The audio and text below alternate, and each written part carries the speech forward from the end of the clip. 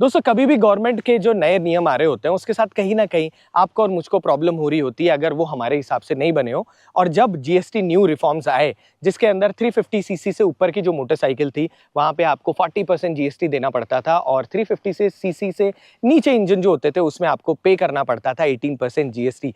पर इसका जो सबसे बड़ा फायदा हुआ वो हुआ आपको और मुझे, क्योंकि अब जो पल्सर NS 400Z जो पहले आया करती थी उसके कंपेयर में यहाँ पर ब्रांड ने क्या करा, इंजन को मात्र 23 सीसी छोटा कर दिया एंड उसकी वजह से फायदा क्या हुआ, 22,000 रुपए का। जी हाँ दोस्तों, अब आपको पल्सर जो है और ज्यादा अफोर्डेबल कॉस्ट में मिल रही होती है। 22,000 रुपए का आपको डिफरेंस मिल रहा होता है। और अगर मैं सीसी की बात करूं तो पहले मोटरसाइकिल आती थी 373 सीसी की और अब इस मोटरसाइकिल को कर दिया गया है 349 सीसी का, जिसके साथ में 2.6 PS पावर कम हुआ एंड 1.6 या 1.8 Nm टॉर्क कम हुआ।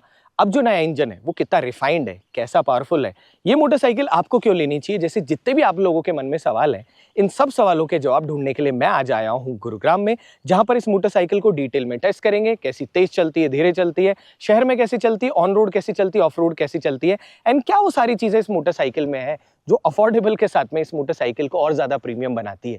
आज वाले व्लॉग में इन सारी चीजों को डिटेल में एक्सपीरियंस करेंगे और जानेंगे इस मोटरसाइकिल को थोड़ा और अच्छे तरीके से। मगर उससे पहले अगर आप चैनल पर नए हो और वीडियो देख रहे हो तो प्लीज चैनल को सब्सक्राइब करके जाइएगा। एंड मोस्ट इंपॉर्टेंट, ये वीडियो डिटेल है, सो जो लोग छोटा वीडियो देखना चाहते हैं उन लोगों के लिए बिल्कुल भी नहीं है। सो आराम से वीडियो को एंजॉय करो और अपने लिए एक अच्छी पावरफुल प्रीमियम मोटरसाइकिल लेने के अपने सपने को थोड़ा सा और पास लेकर आओ। सो चलिए दोस्तों, मोटरसाइकिल को रिव्यू करना शुरू करते हैं। सबसे पहले मैं चारों तरफ से आपको मोटरसाइकिल दिखा देता हूं। सबसे पहले यहाँ पर आपको बहुत खूबसूरत DRL मिलती है, जिसके साथ single high beam low beam के लिए आपको कुछ इस तरीके का प्रोजेक्टर मिलता है। बहुत साईफाई यहाँ पर आपको डिज़ाइन है। एंड जैसे आप इधर की तरफ देखते हो 43 mm के अच्छे मोटे USD सस्पेंशन मिलते हैं। इस तरफ देखेंगे तो आपको 110 सेक्शन का अपोलो अल्फा H1 टायर मिलता है। अच्छा ग्रिपी, कॉर्नरिंग पे बहुत ज़्यादा सपोर्टिंग टायर है और खूबसूरत यहाँ पर कार्बन फाइबर टच के साथ में आपको कुछ इस तरीके का फ्रंट मडगार्ड मिल रहा होता है। जैसे आप इधर की तरफ देखेंगे वैसे ही 320 mm का बड़ा डिस्क रोटर, जो कि बहुत अच्छी बात है। एंड क्रिमिका के फ्रंट के अंदर आपको 2 पॉट पिस्टन कैलिपर मिलते हैं। अब क्रिमिका ब्राइबरी के कंपेयर में थोड़ा सा कम है, पर यहाँ पर क्योंकि सिंट्रिक ब्रेक पैड मिल रहे होते हैं तो ब्रेकिंग एफिशिएंसी अच्छी खासी मिलती है, जिसको अभी वीडियो में चेक करेंगे। जैसे आप यहाँ पर देखते हैं आइडेंटिकल जैसी आपको बाकी NS 400 मतलब NS 200 में मिलता है, एग्जैक्टली वैसे का वैसे टैंक मिल रहा होता है। पल्सर की बहुत खूबसूरत ब्रांडिंग। आई विश बजाज, यहाँ पर ये जो ब्रांडिंग है अगर आप इसको डीकैल कर दो बहुत अच्छी बात हो जाए, क्योंकि मोटरसाइकिल को क्लीन करना आसान हो जाए। स्प्लिट सीट मिलती है, बहुत ही ज़्यादा स्पोर्टी लुक मिलता है। एंड यहाँ पर आपको अब 349 सीसी का इंजन मिलता है। कैसी इसकी पावर परफॉर्मेंस अभी उसको भी चेक करेंगे।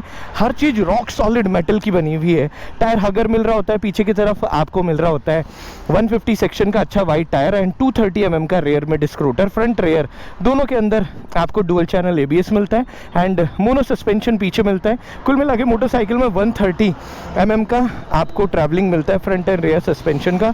165 mm आपको यहाँ पर मिलता है ग्राउंड क्लियरेंस। एंड सीट की हाइट की बात करूँ तो 805 mm आपको सीट हाइट मिल रही होती है। मेरी हाइट है 165 centimetre.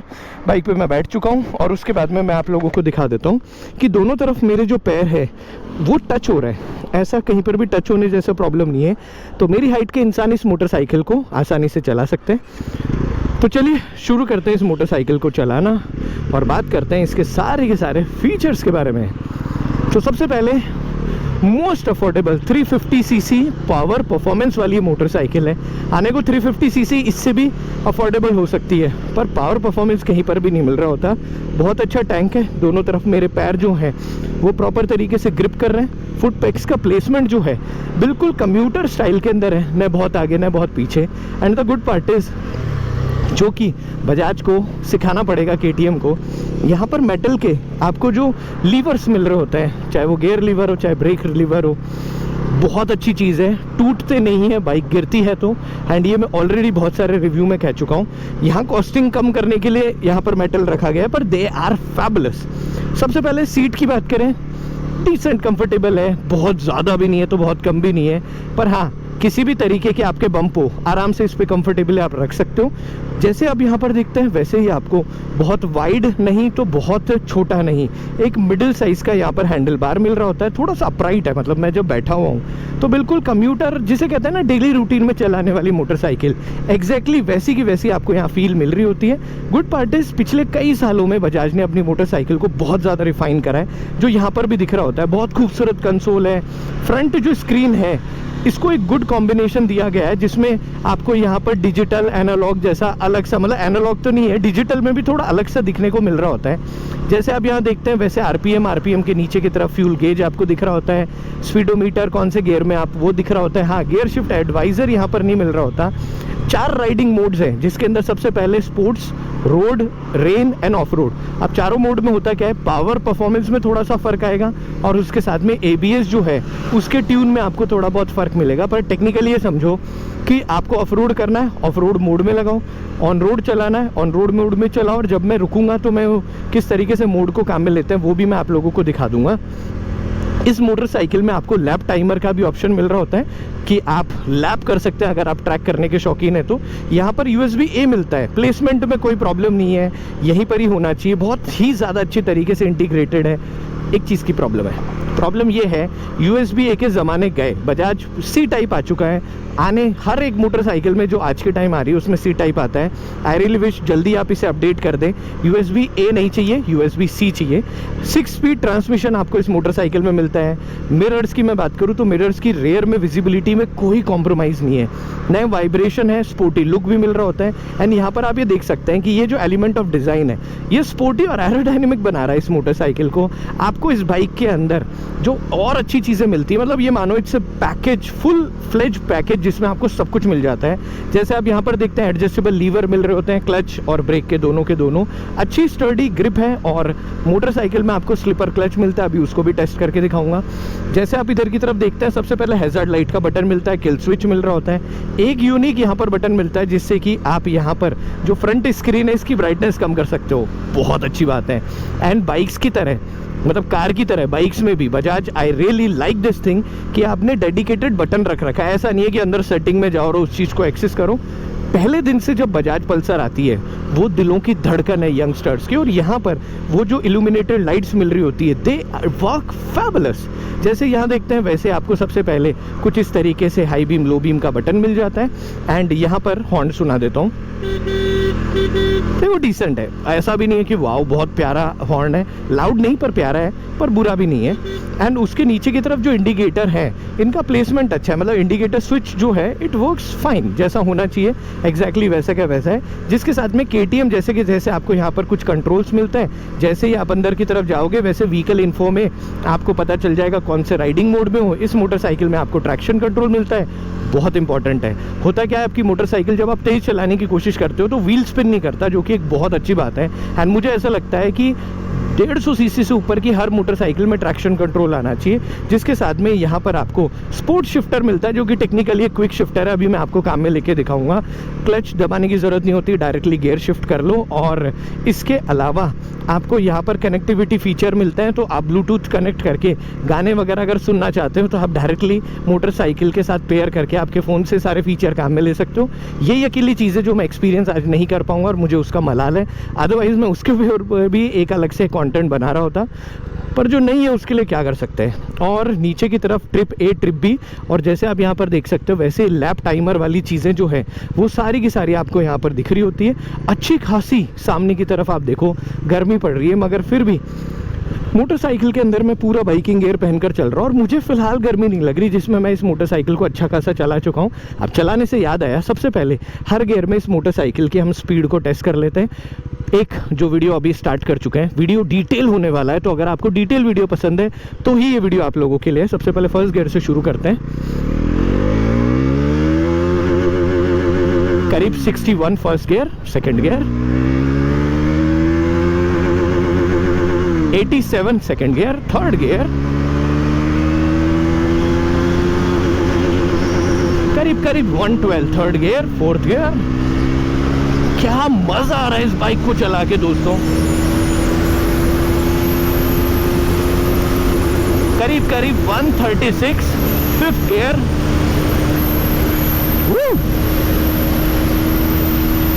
Love this confidence. Casually 152, casually 152, 156, 186, मतलब 158.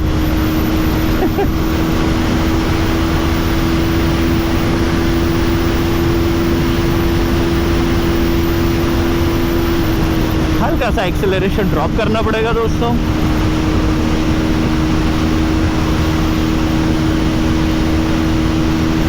वाओ.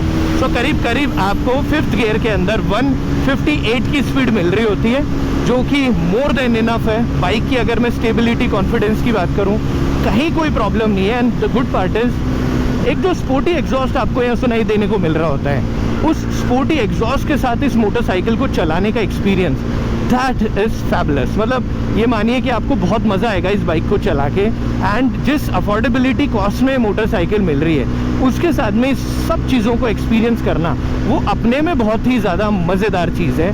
और अब दोस्तों फिफ्थ गियर में हाई स्पीड चलाने के बाद में मैं आप लोगों को सिक्स्थ गियर में टॉप स्पीड भी दिखाता हूँ और साथ में आपको क्विक शिफ्टर का फन भी दिखाता हूँ. सो यहाँ पर मैं आया, मोटरसाइकिल को मैंने नॉर्मल रखा एंड हियर वी गो. आप फन देखो क्विक शिफ्टर का, कोई क्लच का यूज नहीं है. रैंडम एक्सेलरेशन के साथ में ये मोटरसाइकिल एक सुपर बाइक कब बन जाती है, you never get to know. And you can see the speed. क्या एक्सेलरेशन आपको इस बाइक में मिलता है. और क्विक शिफ्टर डाउन भी है, मतलब ऑटो ब्लिपर है, लो एंड अप दोनों के दोनों. आप देखो मोटरसाइकिल कितनी ज़्यादा कॉन्फिडेंस आपको मिलता है इस बाइक के साथ में. ऑल्दो अच्छा बाइकिंग गियर और हेलमेट पहनने के बाद में ही आप ये सारा का सारा फन कर सकते हो, बट स्टिल फन तो कर सकते हो. सो आ गया मैं सिक्स्थ गियर के अंदर. लेट्स सी क्या एक्सेलरेशन आपको सिक्स्थ गियर में मिलता है.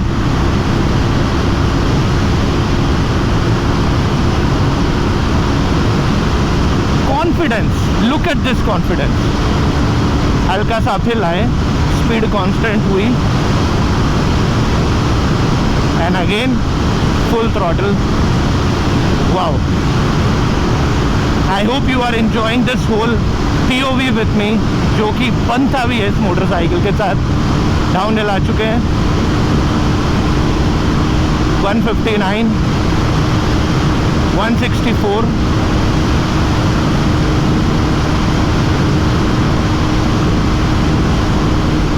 तो करीब करीब 164 की आपको यहाँ पर स्पीड मिल रही होती है, जो कि मोर देन इनफ है. अब होता क्या है, क्योंकि मोटरसाइकिल का वेट है करीब करीब, कर्व वेट की मैं बात करूँ तो 176 kg.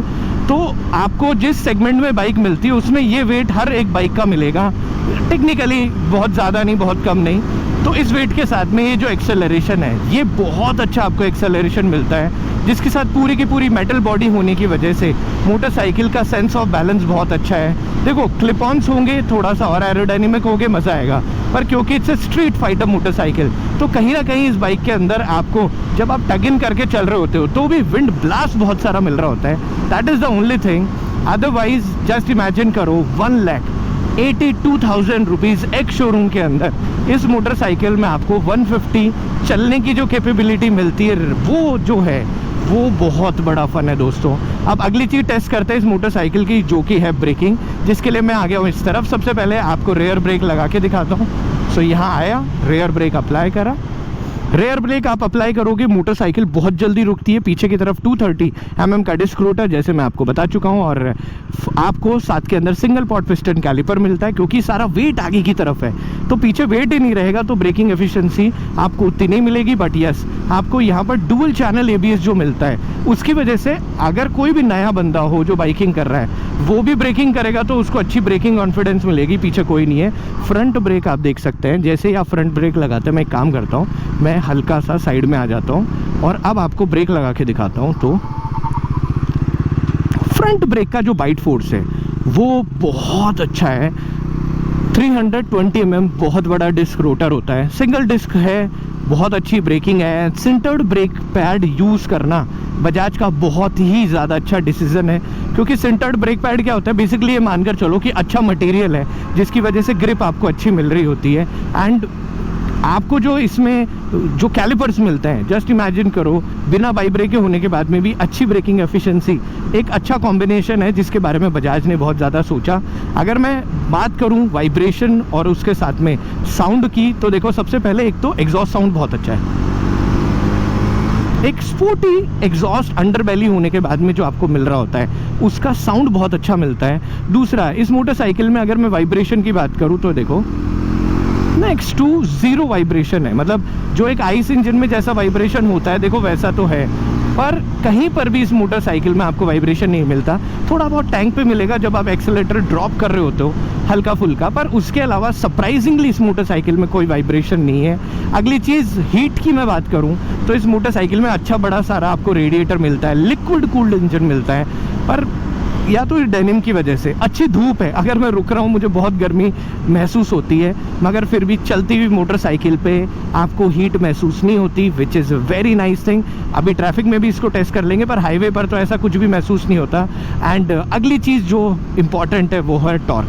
तो एक काम करते हैं, साइड में आते हैं और मोटरसाइकिल में टॉर्क टेस्ट कर लेते हैं। एंड उसके बाद हल्की सी भगा के हम ब्रेकिंग टेस्ट भी पैनिक ब्रेकिंग के साथ में कर लेंगे। सो सबसे पहले टॉर्क टेस्ट करते हैं, जिसके लिए मैं साइड में आ जाता हूँ। फर्स्ट गियर जैसे कि आप देख सकते हैं, हमने मोटरसाइकिल स्टार्ट करी, आसानी से चल गई। सेकंड गियर में आ जाते हैं, साइड में रोकते हैं और उसके बाद सेकंड गियर में भी टेस्ट कर लेते हैं। तो सेकंड गियर में भी आपकी बाइक आराम से चल गई। थर्ड गियर में भी टेस्ट कर लेते हैं। सो मैंने यहाँ पर बाइक रोकी, थर्ड गियर में मैं आया और थर्ड गियर में भी मेरी बाइक आसानी से स्टार्ट हो गई। फोर्थ गियर आप देख सकते हैं हल्का सा अपहिल है, पर फिर भी जैसा रास्ता है वैसा ही टेस्ट करेंगे। फोर्थ गियर में भी आसानी से मोटरसाइकिल चल गई। अब ऐसा नहीं फोर्थ गियर में आप चालू रखते हो, पर इन केस इमरजेंसी पड़ जाए तो चलिए फिफ्थ गियर में भी देख लेते हैं। फिफ्थ गियर में भी मोटरसाइकिल जो है वो जीरो से स्टार्ट हो गई। करीब करीब 33 Nm टॉर्क, 33.4 Nm टॉर्क आपको यहाँ पर मिलता है अप्रॉक्सीमेटली। सो अब आते हैं नेक्स्ट, और हम आ चुके हैं सिक्स्थ गियर में।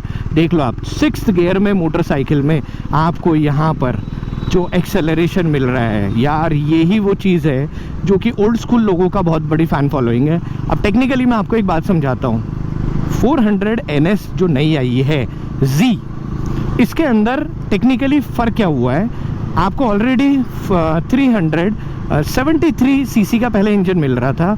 अब क्योंकि सीता मैया ने थोड़े से नियम बदल दिए थे, जो हमारी सीता रमैया जी है उन्होंने, तो इस वजह से यहाँ पर रूल्स की वजह से ब्रांड ने जो है वो 23 सीसी इंजन को और छोटा कर दिया है, और उस 23 सीसी के साथ में करीब करीब 2.6 PS power and 1.8 Nm torque का डिफरेंस आया है। 100% यहाँ मोटरसाइकिल की पावर कम है, क्योंकि मैंने चलाई इसलिए मुझे महसूस होगा। बट यस, एज यू आपको इस मोटरसाइकिल में कोई डिफरेंस नहीं महसूस होगा कि ये मोटरसाइकिल जो है इसमें कहीं ना कहीं पावर के अंदर कमी है। एंड ये जो पावर है ये आपके लिए मोर देन इनफ है, अनटिल अनलेस आप कहीं ट्रैक वगैरह पे रेस तो नहीं करते। जिसके अलावा आपको टॉर्क बहुत अच्छा मिलता है। प्राइस पॉइंट जो है, पहले सोचो, पहले आपको अब इस मोटरसाइकिल पे सेम 23 सीसी के साथ में 40% GST देना पड़ता, आपको इस मोटरसाइकिल में मात्र 18% GST देना पड़ता है, जिसकी वजह से 22,000 रुपये का फ़र्क पड़ा है। एंड आप भी जानते हो दोस्तों, 22,000 रुपये में किसी बाइकर की एक पैंट और एक जैकेट दोनों के दोनों आ जाते हैं, या अच्छा हेलमेट।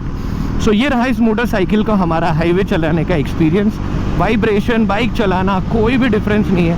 क्लच जो है आपको अच्छा स्मूथ मिलता है। गियर शिफ्टिंग जो है, आप ये देखो स्लिपर क्लच के साथ में, क्या कॉन्फिडेंस है यार। मतलब आई रियली विश बजाज इसी तरीके से ग्रो करता जाए, और मुझे उम्मीद है कि जब आपका 350 सेक्शन वाला जो ये सेगमेंट है, इसी में ही बजाज इतनी धूम मचा रहा है, तो जब सुपर बाइक बनाने की बारी आएगी तो बजाज की पर्सनल पल्सर 400 की जगह जब 600 या 700 आएगी, क्या मज़ेदार मोटरसाइकिल होगी दोस्तों। हाईवे से मैं आ चुका हूँ शहर की तरफ, और सबसे पहले एक लीन करते हुए मोटरसाइकिल की हम टायर की ग्रिप भी चेक कर लेते हैं। तो सबसे पहले अल्फा H1 जो है उनके साथ कॉर्नरिंग करने में आपको बहुत ज़्यादा मज़ा आएगा।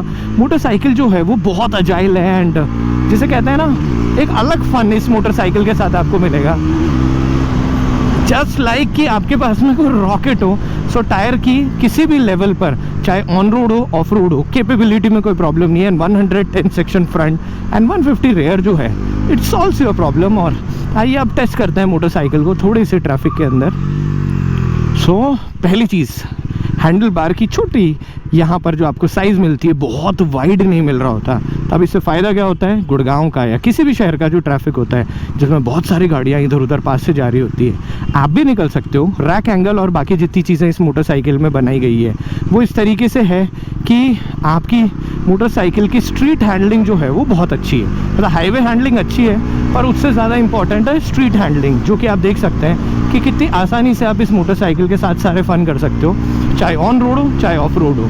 सस्पेंशन की ट्यूनिंग जो है वो आपको इस तरीके की मिल रही होती है कि जब भी आप इस बाइक को लेकर कहीं पर भी ऑफ द रोड भी जा रहे होंगे तो भी आपको बम्प्स बहुत ज़्यादा महसूस नहीं होते, जो कि अच्छी बात है। मतलब 130 mm front and rear travel जो है, इट्स अ गुड कॉम्बिनेशन जहाँ पर आपको सारी चीज़ें मिलती हैं। पर्सनली मैं बताऊँ ना तो बजाज की मोटरसाइकिल में जो मुझे सबसे बड़ा फैक्टर लगा है यार, अच्छे ब्रेक पैड देना बहुत इंपॉर्टेंट बात है। देखो क्या ट्रकों के बीच में से निकल जाएगी, आइए इसको टेस्ट कर लेते हैं। आप देख सकते हैं दोनों तरफ मिरर जो है टच होने जैसी शेप में है, पर आसानी से यहाँ पर आपकी बाइक निकल के आगे की तरफ आ जाती है। एंड जो लोग बहुत ज़्यादा ट्रैफिक में ट्रैवल करते हैं इस बात को तो देखो समझ चुके होंगे। सो पहले एक तो इंजन की अगर मैं बात करूं, जब से बजाज ने KTM को ख़रीदा है तब से यहाँ पर आपको बहुत रिफाइंड इंजन मिलने लग गए, जो कि बहुत ही ज़्यादा वैल्यूएबल चीज़ है। वाइड हैंडल बार, इतना ही वाइड है जितना चाहिए। एग्जॉस्ट नोट सुनो, एक एग्जॉस्ट नोट के अंदर जहाँ जो बेसीनेस मिल रही होती है वो कभी ना कभी आपको चाहिए कि यार वो एग्जॉस्ट का मज़ा तो आपको आए। एंड मोस्ट इम्पॉर्टेंट, यहाँ पर जो कॉस्ट कम हुई है, मुझे पहले ऐसे लग रहा था कि ये एज ए बाइकर बहुत बुरी बात है, पर अब मुझे ऐसा लगता है कि because of this reason Bajaj और ज़्यादा मोटरसाइकिल सेल कर रहा होता है। पर कहीं ना कहीं वो एज ए बाइकर वाली फील मुझे लगती है कि काश पावर परफॉर्मेंस बढ़नी चाहिए, रूल्स की वजह से कम नहीं होनी चाहिए। पर इसके बारे में आप लोगों का क्या कहना है मुझे कमेंट करके बताइएगा। दोस्तों ऑन रोड से मैं आ चुका हूँ ऑफ रोड, और चलिए इस मोटरसाइकिल को यहाँ पर भी थोड़ा सा टेस्ट कर लेते हैं। सबसे पहले जंप, सो नॉर्मल चलाएंगे जिसके साथ में हल्के से रट्स हैं। यहाँ पता चल रहा होता है कि सस्पेंशन किस तरीके से परफॉर्म कर रहा होता है। सो अगर मैं एक्सपीरियंस की बात करूँ मोटरसाइकिल की, तो कहीं पर भी आप सरप्राइज़ नहीं होंगे, बहुत कंफर्टेबल है। जैसे कि आप देख सकते हो डेली रूटीन में अगर किसी का भी कुछ इस तरीके के रास्ते आ रहे होते हैं, ऑल्दो रोड टायर्स आपको बहुत ग्रिप नहीं दे रहे होते, पर आप देख सकते हैं कि इन चारों तरफ जितनी भी जगह है वहाँ से कितनी आसानी से मैं निकलता हुआ जा रहा होता हूँ। एंड माय गॉड, पानी भी है, चलिए पानी में भी टेस्ट कर लेते हैं। सो पानी में भी अगर आप इस मोटरसाइकिल को लेकर जा रहे हो तो टायर कहीं पर भी ग्रिप नहीं छोड़ रहे हैं। नीचे की तरफ एक कुछ इस तरीके का रास्ता है। जब मौका मिला ही है मोटर रेंच पे, हर एक चीज़ को टेस्ट कर लेते हैं, ईजी। एंड यहाँ पर इन सारी सिचुएशन में आप देख सकते हैं कि कितनी आसानी से मोटरसाइकिल सारी हडल्स को क्रॉस करते हुए जा रही होती है। एंड दैट्स प्रूव कि आप पल्सर को लेकर कहीं पर भी जा सकते हैं। सो दोस्तों डिटेल में मोटरसाइकिल को हर एक सिचुएशन में चलाने के बाद में अब मैं आता हूं वीडियो के कंक्लूजन पर। सबसे पहले ऑल्दो मैं जीएसटी का बहुत बड़ा सपोर्ट नहीं कर रहा था कि न्यू जीएसटी रिफॉर्म्स के अंदर 350 सीसी इंजन जो है वो उससे ऊपर वाली और नीचे वाला जो भी सेगमेंट हो रहा था मुझे प्रैक्टिकली पसंद नहीं था। पर मोस्ट इंपॉर्टेंट 350 सीसी सेगमेंट में अगर किसी को एक पावरफुल पेपी मोटरसाइकिल चाहिए, 100% पहले भी पल्सर अफोर्डेबल थी और अब और ज़्यादा अफोर्डेबल हो गई है, जो कि पर्सनली मुझे ज़्यादा पसंद आई है। बाइक लुक में बहुत अच्छी है। 150, 167, 164 की जो आपको टॉप स्पीड मिल रही होती है, कहीं ना कहीं वो बहुत अच्छी स्पीड है।